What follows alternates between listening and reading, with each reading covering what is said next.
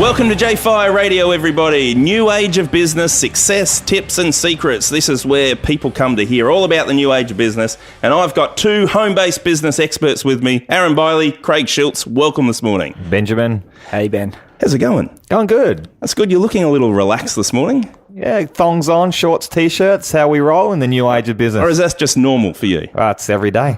Okay, all right. Well, look, today we're going to talk about mindset. We're going to talk about things that people fear, not getting the Friday paycheck. We've touched on that in previous episodes, but we're going to talk a little bit about the mindset of being in a home-based business. So, Craig, you've educated yourself with a lot of reading. You've done a lot of practical things as well. What are some of the mindset transitions you think people need to make to get themselves into a home-based business? I always have the philosophy, the more you learn, the more you earn in life. So, and you can't learn less. So that basically, for me, when I was in my traditional business, every night before I went to bed, I spent about a half an hour reading a book of some sort. So I was trying to get as much information as I possibly could. And that really was the grounding for my success, because if you build a building, you've got to put your footings in the ground, you got to go down deep, and the bigger and the stronger that your foundations are, the bigger the building you can build. So for me, I really took a high focus on that, and I actually applied that in my traditional business as well. So it wasn't just theory. I was actually trying, testing, measuring everything that I was learning. But the important thing is you really do need to, get that mindset right. And if you can get that mindset right, the magic can happen. Well, the thing is, things are going to happen beyond your control. And the only thing you have control of is your mindset. So it's one of the things that need to stay right. But look, a lot of people have fears. They have fears that they know their bills are coming in on the 30th of every month. And being an entrepreneur or in a home-based business, you're not guaranteed that the money's going to arrive on the 30th of every month. Aaron, what do you tell people to sort of overcome that if they're looking to, say, join your home-based business? Yeah, look, mindset with traditional business, even playing sport and into home business can be very similar. But then that transition from what people are used to, as being employed or in traditional business and then coming into home business, you've got to tweak that a little bit. And we had to do that coming from, firstly, being employed. Craig as an engineer, me working at the football club, and then into traditional business and then into home business. You do have to tweak that a little bit. But it always comes back to have a vision of how you want to live your life. And if you are completely happy, if you wake up every single morning and you would go to the exact same job, you're happy with the exact same income, just keep doing that. That's what it all comes down to. It's about being happy. But if your vision for how you want your life to be is different to how you're living right now, sit down and work out what your priorities are. And if that's not been achievable, then you got to step up and do that for yourself, do that for your family, believe in yourself. And often it's a confidence thing. For me, I was nowhere near the lifestyle that I had. I was doing okay financially, and so I went, you know what, that means more to me than anything.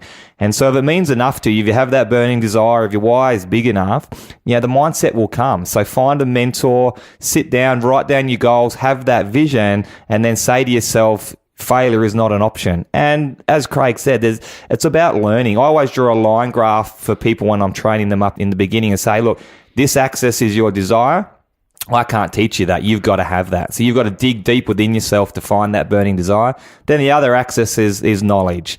From day one, if you think about the job you're doing right now, if you think about the business that you're in right now, day one, you didn't know much about that. I remember my first day in traditional business, had no idea what I was doing. By the end of it, you're an expert at it. So I think you've just got to be brave and have some courage. And that's the important thing. So many people are fearful, but you've got to feel the fear and do it anyway. So most people feel the fear and then they might not do it, or they might do it. So you've got to be courageous as well. It's a very good point, feel the fear and do it. I think a lot of people feel the fear and actually don't know what to do. And they're going to work. We've got a very distressed workforce at the moment where people are seeing corporate downsizing. Even manufacturing's all going offshore. We've got our call centres in the Philippines and India and places like that. And so there's a lot of angst and fear around job security at the moment. And I feel that a lot of people that are facing job security actually don't know which way to go. They perhaps don't know that there's home-based business that they could transition into without a lot of expense and all that kind of thing. Craig, what would you say to somebody who is feeling those kinds of emotions and they may be sitting on level 34 in a city building thinking, what am I doing? They're reassessing their life thinking, where am I going? The great thing actually with things like home business, for example, and we refer to it as the new age of business, is you can do it part-time, and that's how you can get started. So you can actually put yourself in a position over a 12, 24, 36-month period where you can actually recession-proof your income. And you can do it outside. It's flexible because we work on a global playing field at the moment. When you get home from work, you can still talk to people overseas because it's a good time for them to talk and so on. So for me, I always just say, you can recession-proof your income, work for your living and work on your fortune. So part-time on your fortune, full-time on your living. That's really your game plan. And then all the bills can get paid, the mortgages get paid, the credit cards get paid, you feed your family. There's no risk, no stress. That's why home business, the new age of business today, is really the way to go because it's low risk, low entry, potential high return. Well, let's just drill down a little bit on home business and how it actually works. Like, Aaron, what is home business?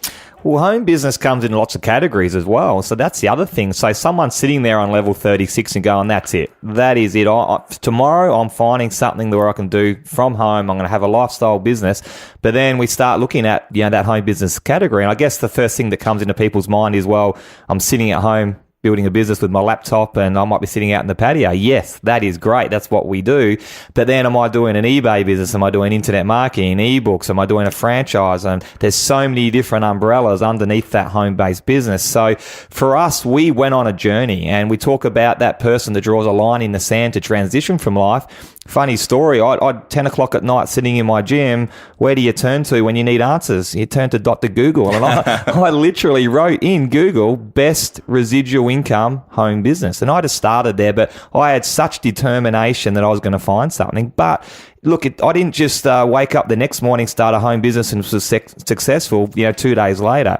It was a transition of looking and researching at all those ones that I'd mentioned, finding out what worked, what didn't. And for me, what I wanted was true residual income. So I wanted to find a home-based business, yes, that I could work from home, but not trading my time for money at home still. I wanted to build something part-time from home that once built was going to continue to bring me in a passive income. So for me, the type of business model mattered, but I had to turn over a few rocks and find out what didn't work first before I settled in what I've been doing now for the last, 8 years. That's a very good point you brought up because a lot of people start working for themselves, but they're actually working again. And I think that's a very dangerous position to be in. I've seen a lot of people that do, the lawn mowing thing or whatever it might be. And the dangerous position is they can go to work and maybe hide in the corner for a few hours a day and still get paid. Yeah. But as soon as they're doing that kind of thing, hiding in the corner means you ain't getting paid.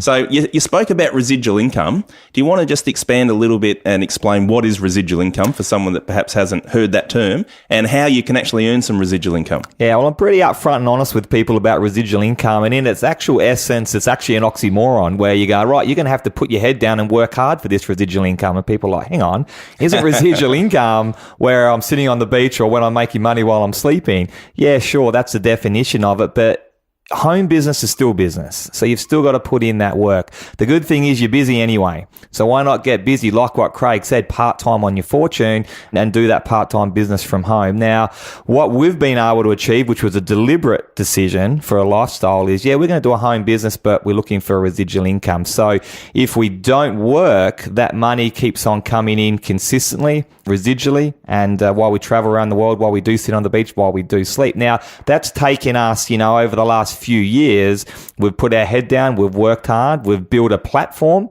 and a base where we've put in the hard yards, but now we're in a situation where the income that we receive keeps on coming in every day, every week, every month, whether we put in any extra work or not.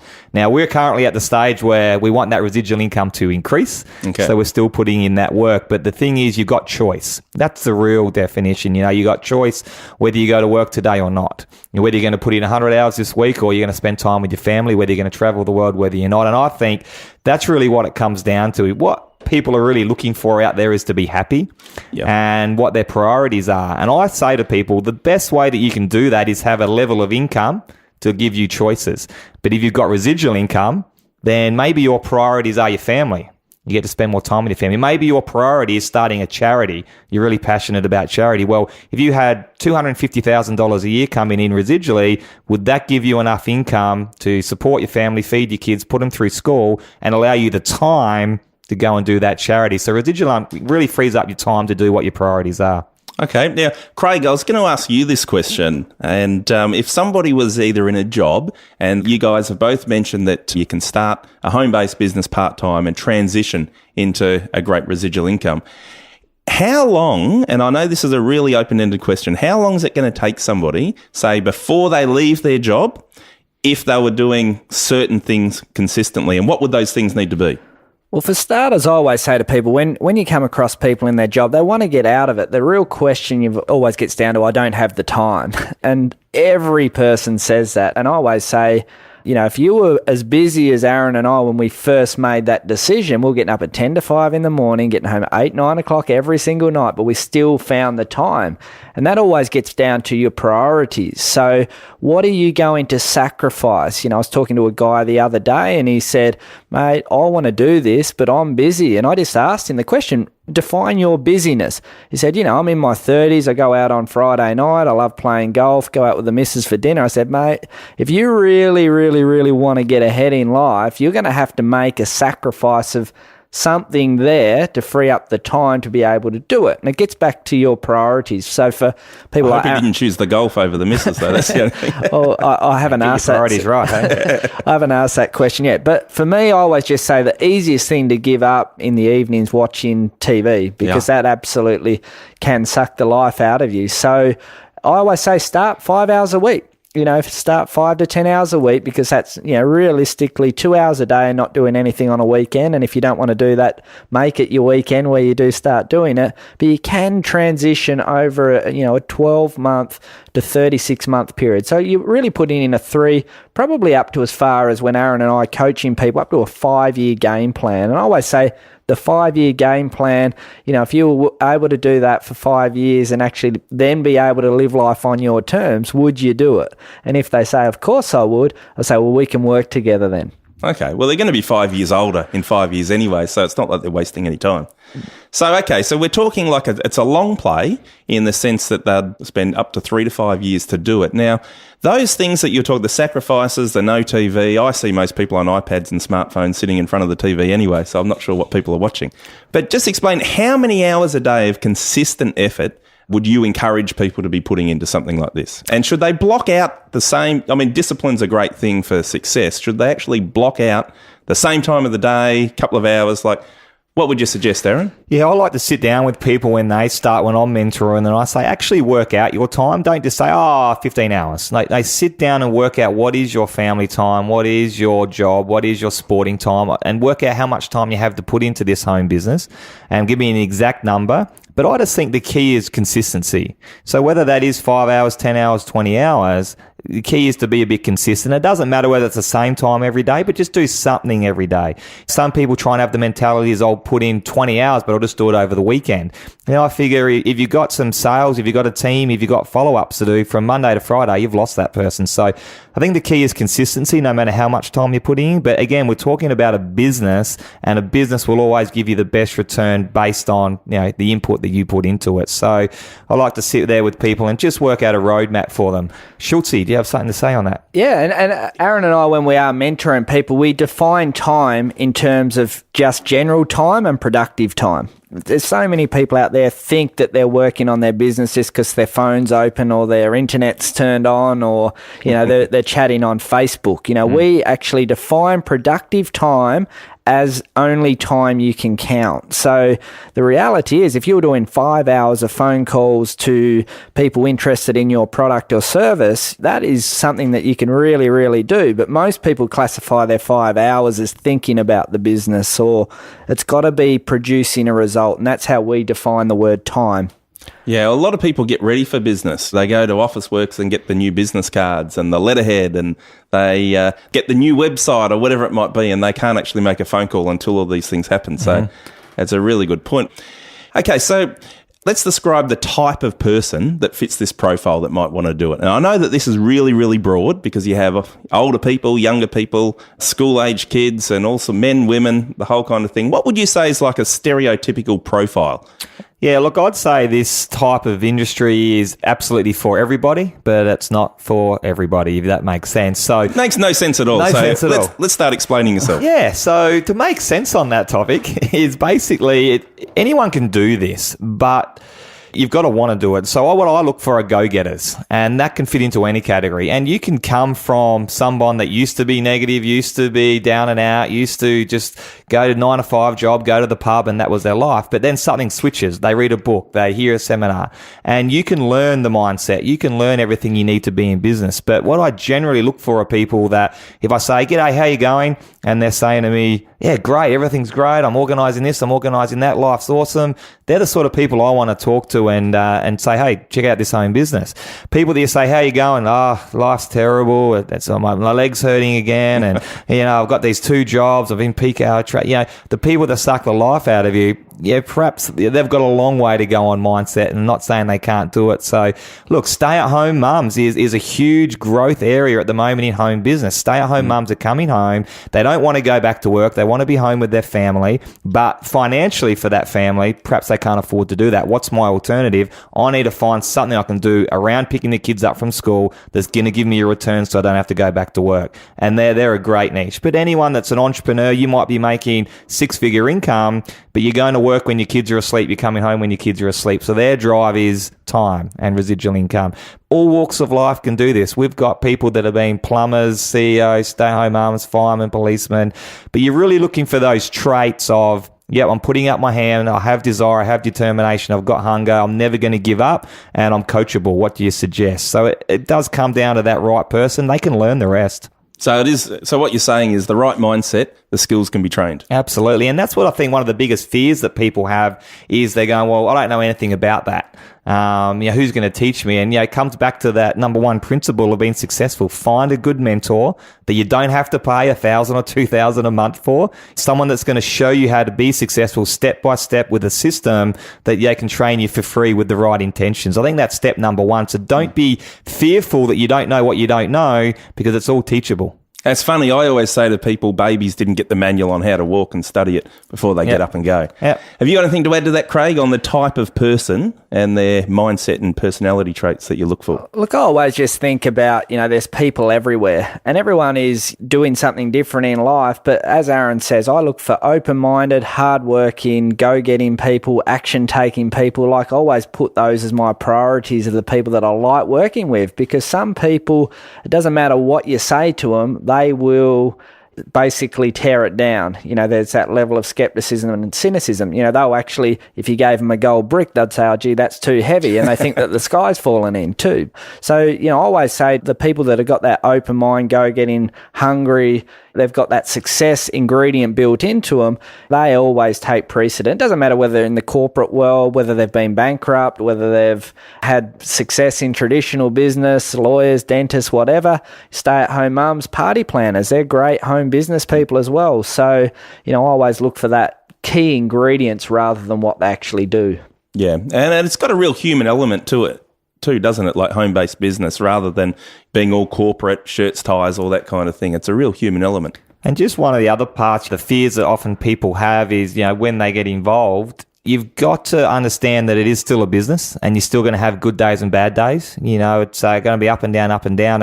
And the people that stick at it for, like what Craig was talking about, that 3 to 5 year plan, that are consistent over that time, that are determined not to give up, they're the people that I always see 100% of the time make some good income in home-based business. And people give up on their first bad day. So they've driven all over town, the other side of Melbourne in peak hour traffic for a meeting, and that person hasn't rocked up. Okay, that's it. I'm quitting this business.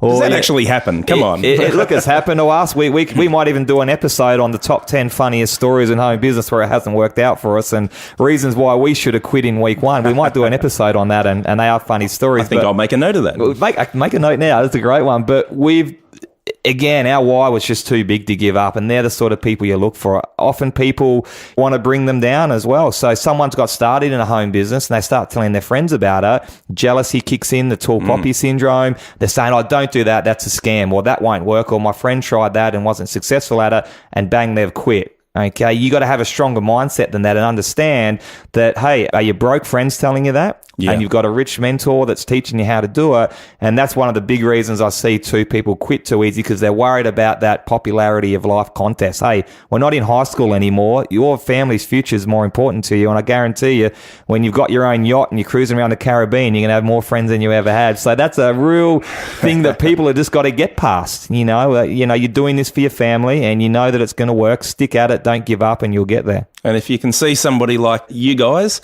who are great examples of it working, that's all they need to do. And we're no geniuses, Benny, let me tell you that. We're just hungry. Oh, I thought you were until now. Thanks for pointing that out. Craig might be. Well, look, it's always good to have at least one genius in the team, and we've got two of them. So, guys, thanks for joining us today, Aaron Byerlee and Craig Schulze. We're going to be back next week with another episode of Jfire Radio, and if you want to send us a question, shoot them through to questions@jfireradio.com, and Jfire is J, the letter J, fireradio.com. So you can also subscribe there and you'll get sent right to your inbox every word of wisdom from Aaron Byerlee and Craig Schulze. We'll see you then. We'll see you soon. Bye-bye. See you guys.